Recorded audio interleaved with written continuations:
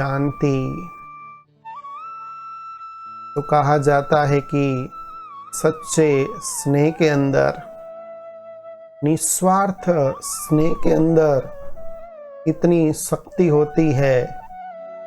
ये निस्वार्थ प्रेम इतना जादू का काम करता है कि साक्षात भगवान भी इस स्नेह को प्राप्त करने के लिए अपना धाम छोड़कर नीचे आ जाते हैं।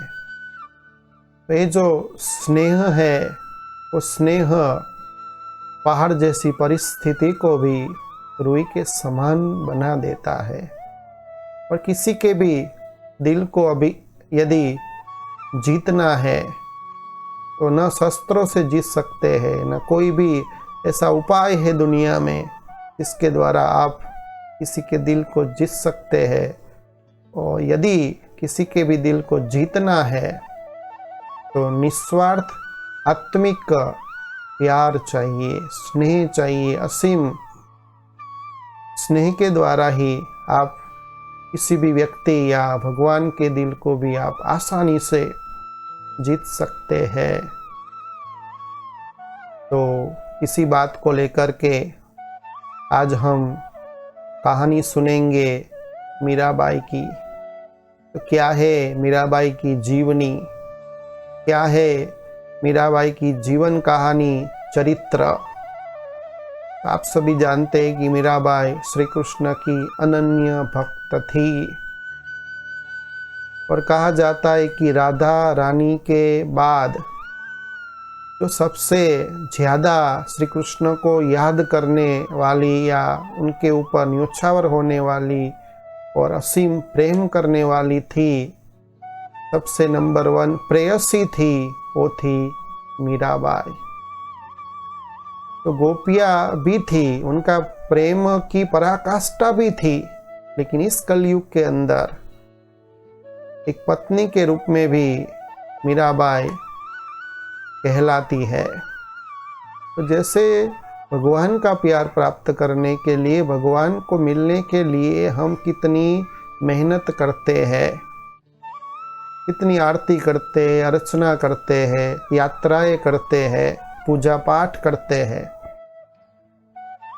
लेकिन हमको इतना साक्षात्कार भगवान का क्यों नहीं होता, भगवान का दर्शन क्यों नहीं होता। और मीराबाई को तो साक्षात्कार होता था, रोज दर्शन होता था श्री कृष्ण का। तो मीराबाई ने कहा है, उनकी कथा में है, उनकी कहानी में भी है, मीराबाई ने एक ही वाक्य के ऊपर, एक ही स्लोगन के ऊपर उनका सारा जीवन था। तो क्या है वो स्लोगन? तो मीराबाई के अंदर एक ही स्लोगन था, एक ही बात चलती थी, वो थी मेरा तो एक गिरधर गोपाल, दूसरा ना कोई।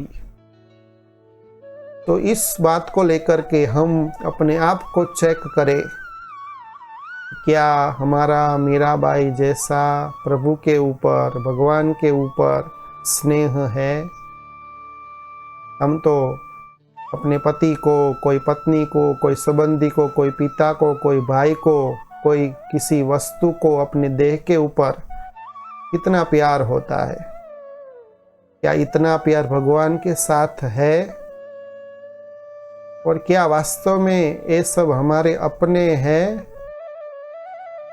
तो जब ये सत्यता की समझ हमको मिल जाती है और सहृदय के साथ और एक भी कामना नहीं रहती है, ऐसे निस्वार्थ स्नेह से, प्यार से, प्रेम से जब भगवान के ऊपर हम समर्पित हो जाते हैं तो साक्षात भगवान भी दौड़ कर आता है और हमको अपने पलकों के ऊपर बिठा देता है। तो यही उदाहरण है मीराबाई का।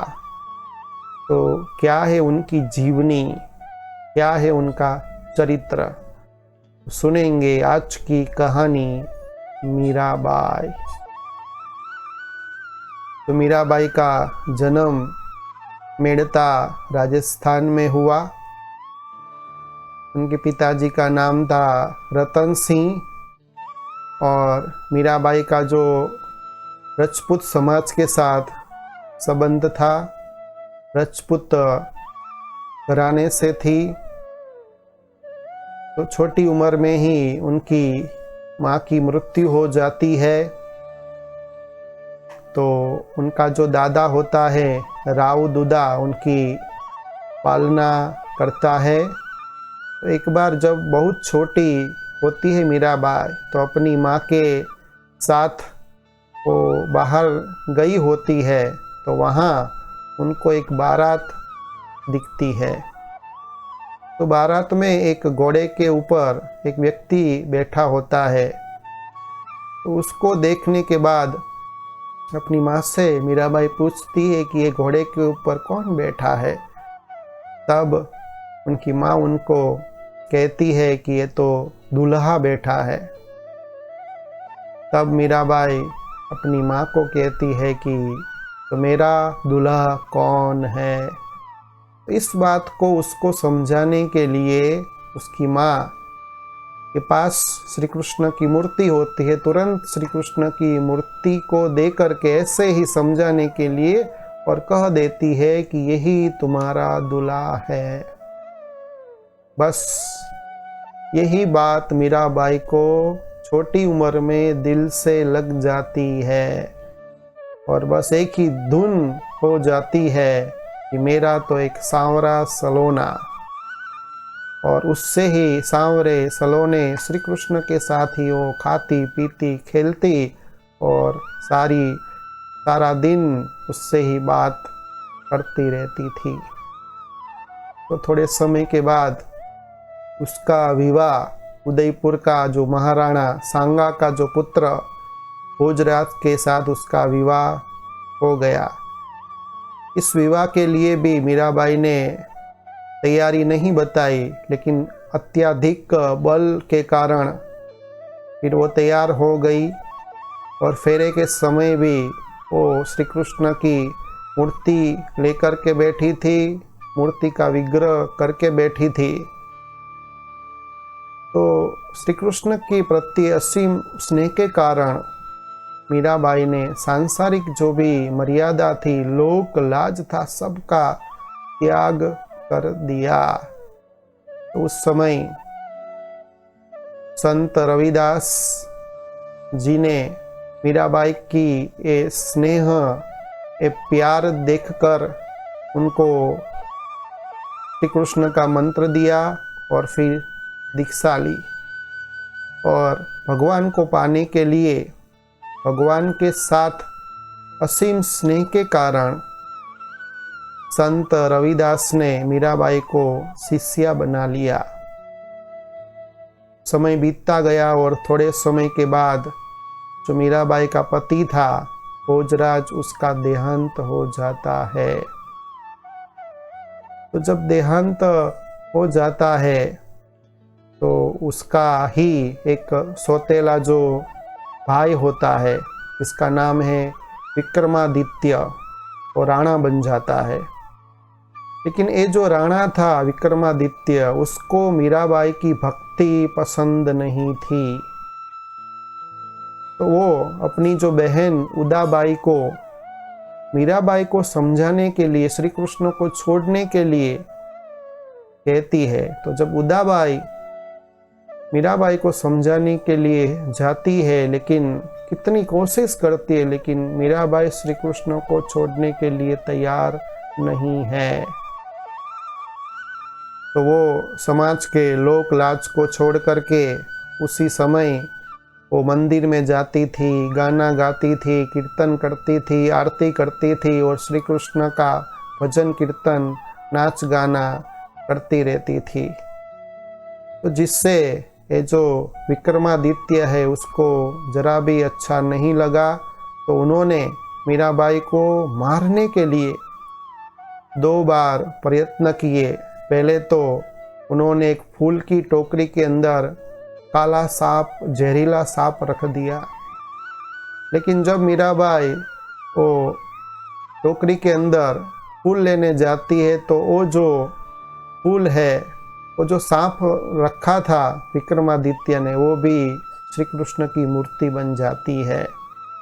दूसरी बार विक्रमादित्य उनको जहर भेजते हैं, जहर का कटोरा भेजते हैं और कहते हैं कि श्री कृष्ण ने ये दिया है। तो जैसे श्री कृष्ण का ये चरणामृत है, साक्षात भगवान ने मुझे चरणामृत दिया है और असीम श्री कृष्ण के प्रति प्यार के कारण वो भी जहर भी चरणामृत बन जाता है और उसकी असर जरा भी मीराबाई को होती नहीं है। तो उस समय बहुत कष्ट पड़ते हैं। तो मीराबाई तुलसीदास को पत्र लिखती है कि मेरे ऊपर बहुत कष्ट पड़ रहे हैं और मुझे श्री कृष्ण को छोड़ने के लिए कहा जा रहा है, लेकिन मैं कभी भी जीवन में श्री कृष्ण को छोड़ नहीं सकती हूँ। इसके लिए आपका क्या आदेश है? तब तुरंत ही तुलसीदास जी का रिटर्न में जवाब आता है, पत्र आता है और उसमें तुलसीदास लिखते हैं कि भगवान को आप याद करते, उसको पाने के लिए कितने भी करोड़ों लोग बाधारूप बनते हैं, तो उस बैरियों को भी भगवान के मिलन के लिए, प्राप्ति के लिए त्याग करना पड़े, उसको भी आप छोड़ दो। तो जब ये पत्र मिलता है तो तुरंत ही मीराबाई सब कुछ छोड़ छाड़ करके वो वृंदावन चली जाती है। तो वृंदावन जाकर के पहले पहले वो जीव गोस्वामी को मिलने के लिए जाती है और उनके सेवक को कहती है कि मैं गोस्वामी को मिलना चाहती हूँ। तो जब सेवक गोस्वामी के पास जाता है तो गोस्वामी का एक नियम होता है कि वो कोई स्त्री को नहीं मिलते हैं, केवल पुरुष को ही मिलते हैं। वो स्त्री का मुंह भी नहीं देखते, उसके साथ बातचीत भी नहीं करते। तो जब उसका सेवक ये मैसेज लेकर मीराबाई को कहता है कि गोस्वामी ये पुरुष को ही मिलते हैं, स्त्री को नहीं मिलते, तब मीराबाई हंसने लगती है और बड़े ही प्रेम पूर्वक कहती है, इस वृंदावन के अंदर मुझे तो ये पता था कि एक ही पुरुष है, लेकिन ये दूसरा पुरुष कहाँ से पैदा हुआ।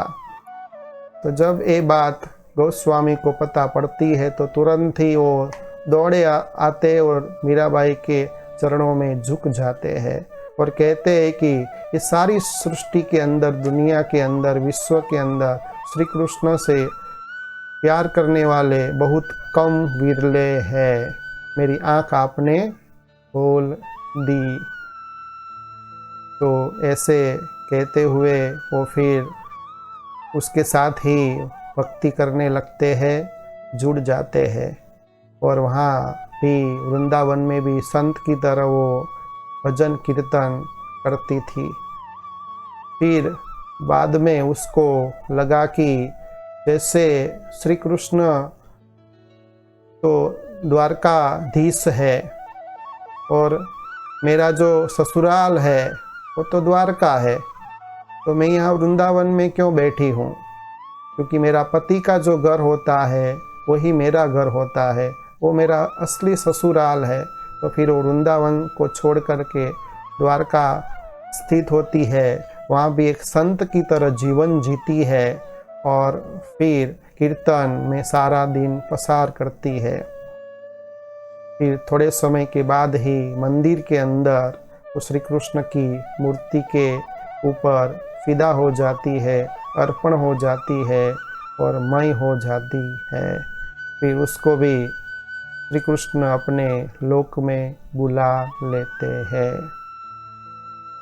तो ये थी सारी मीराबाई की जीवनी। तो इस मीराबाई की जो हमने जीवन कथा सुनी, उनकी जो कहानी सुनी, तो इस कहानी से हमको क्या सीखने को मिलता है? तो जैसे मीराबाई को झेर का कटोरा दिया गया और फिर भी उनको ये झेर का जो कटोरा था उन्होंने सहर्ष स्वीकार कर लिया और भगवान के प्रति, श्री कृष्ण के प्रति उनका इतना प्यार था कि वो जो जहर था वो भी चरणामृत बन जाता है, वो जो सांप था वो भी श्री कृष्ण की मूर्ति बन जाता है। तो कितनी उनकी श्री कृष्ण के प्रति आस्था थी, कितना उनका उनके प्रति स्नेह था, प्यार था, क्योंकि पाने की कोई इच्छा नहीं थी। और मीराबाई का कोई श्री कृष्ण के देह के साथ कोई नहीं नाता था, उनका आत्मिक नाता था। तो इस कहानी से, इस मीराबाई के चरित्र से हमको ये सीखने को मिलता है। और उन्होंने भी जीवन में मेरा तो एक गिरधर गोपाल दूसरा ना कोई, तो हमारे जीवन में हमको ये अगर बात को लाना है, मेरा तो एक भगवान दूसरा ना कोई, तब जाकर जैसे मीराबाई को श्री कृष्ण का साक्षात्कार होता था, दर्शन होता था, और किसी को भी श्री कृष्ण दिखाई नहीं देता था, केवल उनको ही दिखाई देता था, क्योंकि उनके स्नेह के अंदर निस्वार्थ भाव था, आत्मिक भाव था। ऐसे हम भी किसी के साथ दैहिक स्नेह न रखे, सच्चा निस्वार्थ स्नेह जैसे मीराबाई को श्री कृष्ण के ऊपर था, वैसा भगवान के ऊपर, परमपिता परमात्मा के ऊपर हमारा सच्चा लव होगा, सच्चा स्नेह होगा, तो परमात्मा भी उस स्नेह से खींचते हुए, क्योंकि ये जो स्नेह है चुंबक का काम करता है, एक जादू का काम करता है, और ये स्नेह है वो हिमालय जैसी परिस्थिति को भी वो रुई जैसा बना देता है। और ये स्नेह है, स्नेह से आप किसी के भी दिल को जीत सकते हैं। तो एक कहानी से, ए मीराबाई के चरित्र से हमको ये खास सीखना है। और दूसरा ये भी सीखना है कि जीवन में हमें किसी का भी प्यार प्राप्त नहीं करना है। समय के अनुसार अभी अपनी देह के जो मित्र संबंधी है और जो वैभव है, पदार्थ है, उसमें अटैचमेंट नहीं होना है, क्योंकि वो आपकी सुरक्षा नहीं है। तो जितना आप अपनी देह से, मित्र संबंधी से, बुद्धि की बात है, मन और बुद्धि से छोड़ने की बात मैं बता रहा हूँ। तो मन और बुद्धि से भल संसार के अंदर हम रहे, लेकिन संसार हमारे अंदर ना हो। जैसे कमल कादव में खिलता है, लेकिन कादव उसको टच नहीं होता है, ऐसे मित्र संबंधी वैभव जो भी है, दुनियादारी है, वो निभानी है, जिम्मेवारी अदा करनी है, लेकिन मन और बुद्धि से सच्चा स्नेह सहृदय के साथ एक परमपिता परमात्मा को याद करेंगे, तो आपको अवश्य ही भगवान मिलेंगे, उसका अवश्य ही दर्शन होगा। अच्छा, ओम शांति।